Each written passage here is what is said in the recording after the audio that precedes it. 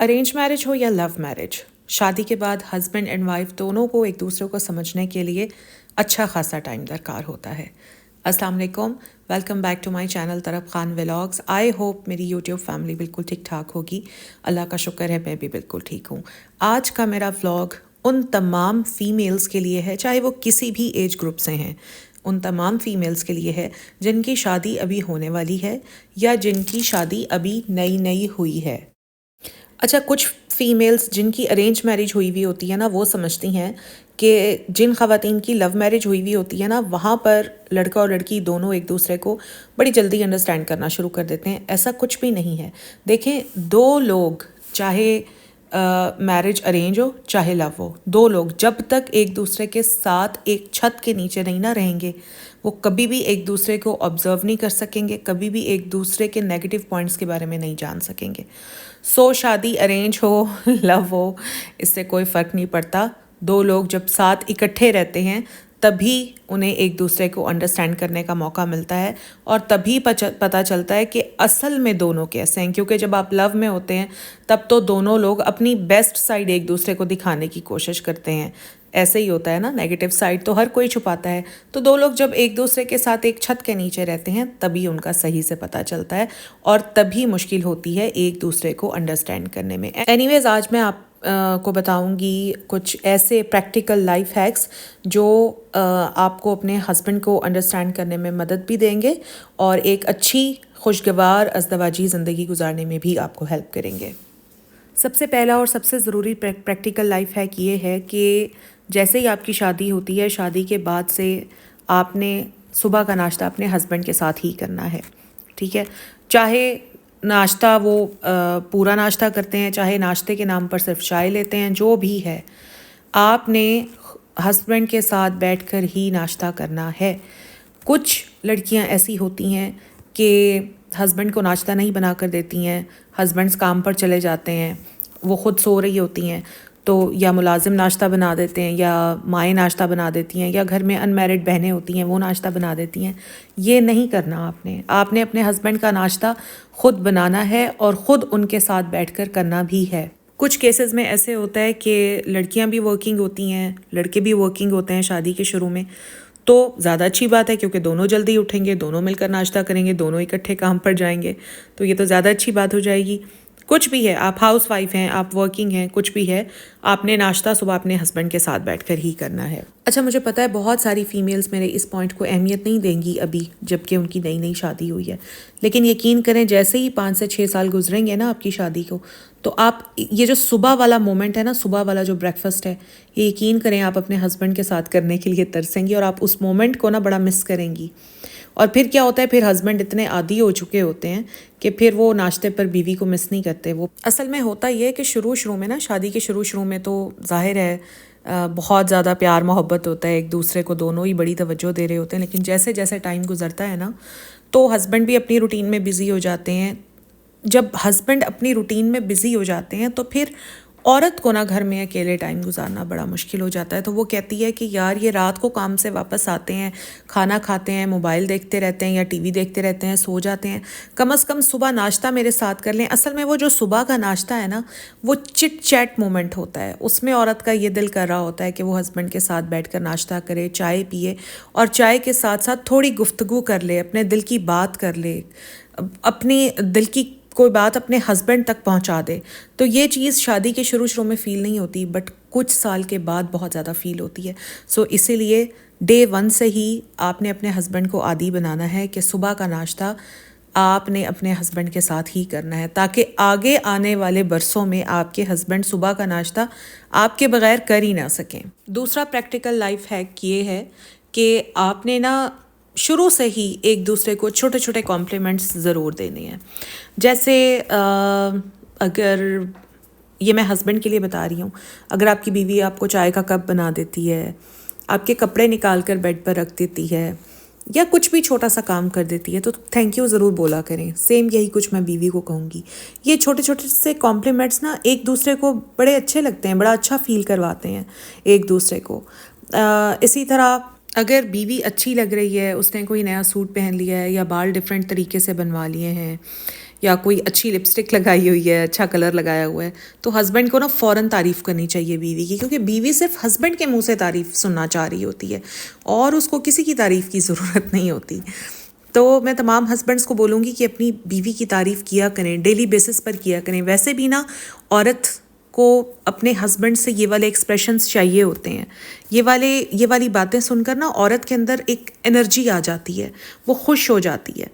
इसी तरह बीवियों को भी चाहिए कि वो भी अपने हस्बैंड्स की तारीफ़ किया करें कि आप घर बहुत अच्छे से चलाते हैं, आप मेरा बहुत ख्याल रखते हैं, या कुछ भी मतलब कहने का मतलब ये है कि एक दूसरे को छोटे छोटे कॉम्प्लीमेंट्स ज़रूर दिया करें।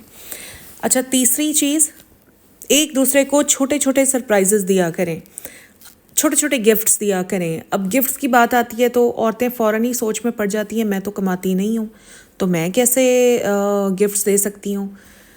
देखो, गिफ्ट्स जो होते हैं ना, गिफ्ट तो कुछ भी हो सकता है। एक स्माइल गिफ्ट हो सकती है, कोई प्यार भरा जुमला गिफ्ट हो सकता है, एक गुलाब का फूल गिफ्ट हो सकता है, कोई अच्छी सी डिश हस्बैंड के लिए बना दी, ये गिफ्ट हो सकता है। ठीक है, तो छोटे छोटे गिफ्ट्स, छोटे छोटे सरप्राइजेज़ अपने हस्बैंड को दिया करें। इसी तरह हस्बैंड्स को भी मैं बोलूँगी कि अपनी बेगमात को छोटे छोटे सरप्राइजेज़ दिया करें। ऑफिस से आते हुए उनके लिए गजरे ले आया करें, कभी आते हुए कोई मीठी चीज़ ले आया करें, क्योंकि औरतों को अक्सर मीठी चीज़ें पसंद होती हैं।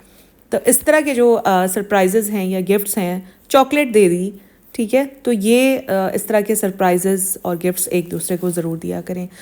अच्छा, अगली चीज़, कभी भी आप दोनों के दरमियान में किसी बात पर कोई इख्तलाफ हो, कोई कॉन्फ्लिक्ट आए, तो हमेशा उसको आपने अपने बेडरूम में सॉर्ट आउट करना है, खामोशी के साथ, सुकून के साथ। देखें, अगर तो सेपरेट घर में आप रहते हैं तो चलें वहाँ पर आप थोड़ा लाउडली बोल भी लेंगे तो फ़र्क नहीं पड़ेगा, लेकिन मोस्टली होता है ऐसे कि जब शादियाँ नई नई होती हैं ना, तो ऑब्वियसली जॉइंट फैमिली सिस्टम में ही जाते हैं। तो कोशिश करनी चाहिए, अपनी दोनों को अपनी प्राइवेसी का ख्याल रखना चाहिए। कोई भी कॉन्फ्लिक्ट है उसको आराम से सुकून के साथ हैंडल करें और आपकी आवाज़ कमरे से बाहर ना जाए, क्योंकि अच्छा नहीं लगता कि तमाशा सबको दिखाया जाए। देखिए, मियाँ बीवी एक दूसरे का लिबास होते हैं। रात में बात हुई, सुबह में ख़त्म हो जाती है, लेकिन दूसरे इस बात का बहुत तमाशा बनाते हैं। दो बहनें भी एक दूसरे के साथ रहती हैं ना, इख्तलाफ वहाँ पर भी आ जाता है। माँ बेटी के दरमियान में इख्तलाफ आ जाता है, तो हस्बैंड वाइफ के दरमियान में इख्तलाफ क्यों नहीं आ सकता? इख्तलाफ होना तो बड़ी एक नॉर्मल सी बात है, लेकिन उस इख्तलाफ को अपने कमरे में ही हल कर लेना चाहिए। ठीक है। अगली चीज़, घर की जिम्मेदारियां मिलजुल कर उठाएं। मैंने यही देखा है कि हमारा ये जो पाकिस्तानी माशरा है ना, इसमें सारी जिम्मेदारियां उठाकर हस्बैंड के सर पर डाल दी जाती हैं। ना भी डाली जाएं, बहुत सारे हस्बैंड्स को खुद ही शौक़ होता है ये ज़िम्मेदारियां उठाने का। बहरहाल मैं यही कहूँगी कि ज़िम्मेदारियां जो है ना घर की, वो आपस में बांट लेनी चाहिए, क्योंकि देखिए मर्दों को ना एक्स्ट्रा एफ़र्ट करनी पड़ती है। उन्होंने बाहर जाना है, कमाना है सबको फीड करने के लिए, तो उनकी मेहनत ज़्यादा है। तो ऐसे में बीवी को चाहिए कि ग्रोसरी वो ख़ुद कर ले, सौदा सर्फ डेली का जो आना है वो ख़ुद मैनेज कर ले। अब तो चीज़ें घर पर डिलीवर हो जाती हैं, सब्ज़ी गोश्त जो भी है वो घर पर मंगवा ले। घर की कोई छोटी मोटी चीज़ें जाकर ख़ुद ले आए। मैंने ये देखा है कि अंडे भी लाने हैं तो हस्बैंड को फ़ोन हो रहा होता है ऑफ़िस में कि रात को आते हुए अंडे ब्रेड लेते आइएगा। तो घर के काम ना बांट लेने चाहिए। इस तरह ये होता है कि हस्बैंड्स के ऊपर प्रेशर कम हो जाता है, वो तसल्ली से अपना जो ऑफिस का काम है या बिज़नेस करते हैं जो भी है वो तसल्ली से कर लेते हैं, क्योंकि उन्हें ये पता होता है कि उनकी बीवी हैंडल कर लेगी।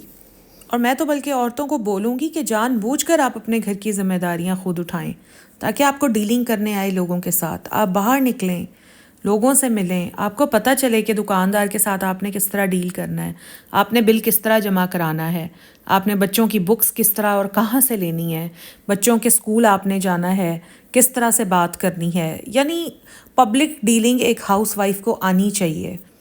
तो आप अपने हस्बैंड से बात करें और घर की आधी जिम्मेदारियाँ खुद उठाने की कोशिश करें, लेकिन अपने हस्बैंड की रजामंदी के साथ।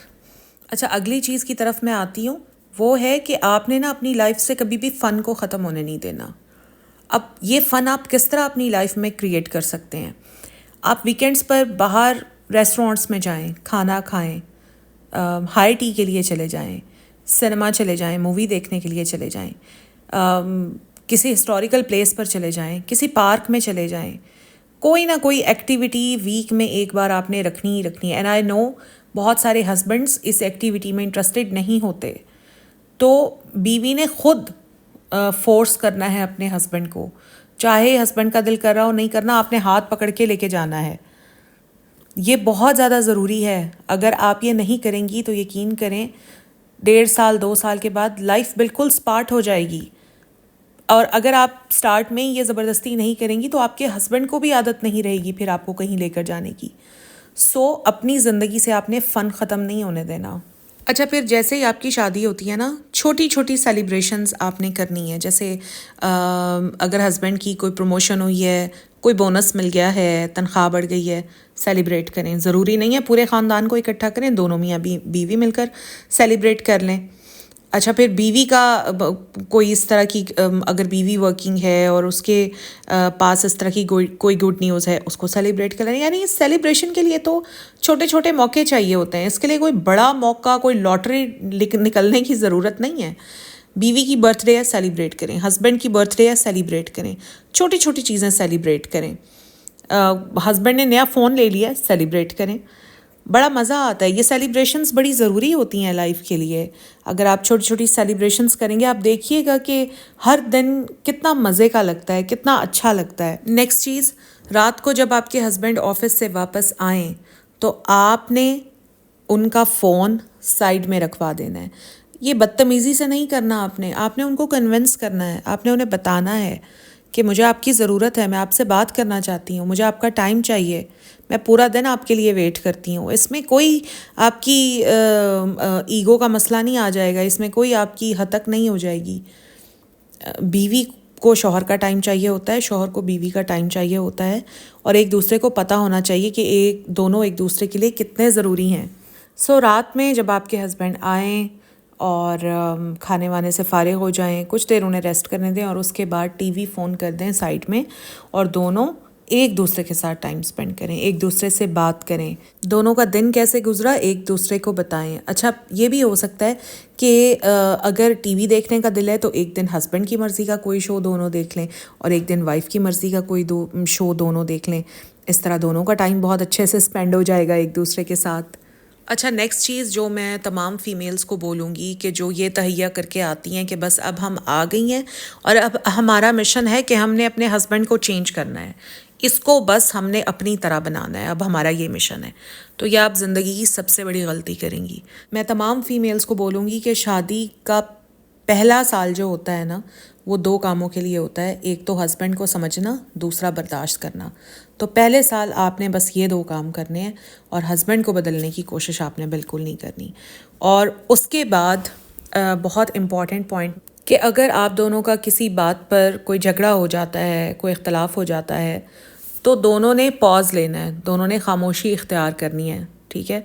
लेकिन उस खामोशी को हथियार नहीं बनाना, सज़ा नहीं बना लेना अपने लिए कि खामोशी हो गई है तो बस दोनों एक दूसरे को साइलेंट ट्रीटमेंट दे रहे हैं, हस्बैंड भी अकड़ में आ गए हैं, वाइफ भी अकड़ में आ गई हैं और दोनों चुप हैं, अना कई मसले बन गए हैं। ये नहीं करना। ये वाली जो खामोशी है ना, ये सज़ा होती है फिर, और इससे रिश्ते बहुत ज़्यादा ख़राब होते हैं। खामोशी मीन्स आपने पॉज लेना है, ठीक है। शाम को झगड़ा हुआ है, रात चुप करके गुजारें, सुबह तक दोनों का गुस्सा ठंडा हो जाएगा। सुबह तक नहीं, दोपहर तक या अगले दिन रात तक गुस्सा ठंडा हो जाएगा, फ़ौरन एक दूसरे के साथ बोलना शुरू कर दें। चाहे हस्बैंड पहल कर लें, चाहे वाइफ पहल कर लें। ये जो पॉज होता है ना, ये बड़ा ज़रूरी होता है। तो खामोशी को जो है वो आपने पॉज के तौर पर इस्तेमाल करना है, सज़ा के तौर पर इस्तेमाल नहीं करना। और आज की सबसे आखिरी बात या सबसे आखिरी हैक, कभी भी ये नहीं सोचना कि मेरी शादी बहुत ही परफेक्ट होगी। कोई भी शादी कभी भी परफेक्ट नहीं होती। बस आपने कोशिश करनी है एडजस्ट करने की, एतबार करने की, समझने की, खुश रहने की। इसके साथ साथ आपने अपने पार्टनर को उनकी पर्सनल स्पेस ज़रूर देनी है, ताकि वो भी आपको आपकी पर्सनल स्पेस दे सकें। जब दोनों पार्टनर्स एक दूसरे को उनकी पर्सनल स्पेस देते हैं ना, तो ज़िंदगी बहुत अच्छे से गुजरती है। तो यही मेरा आज का व्लॉग था। अगर अच्छा लगा है तो लाइक कीजिए, चैनल पर फर्स्ट टाइम आए हैं सब्सक्राइब कर लीजिए, फ्रेंड्स एंड फैमिली के साथ शेयर कीजिए। मिलते हैं अगले व्लॉग में। अल्लाह हाफ़िज़।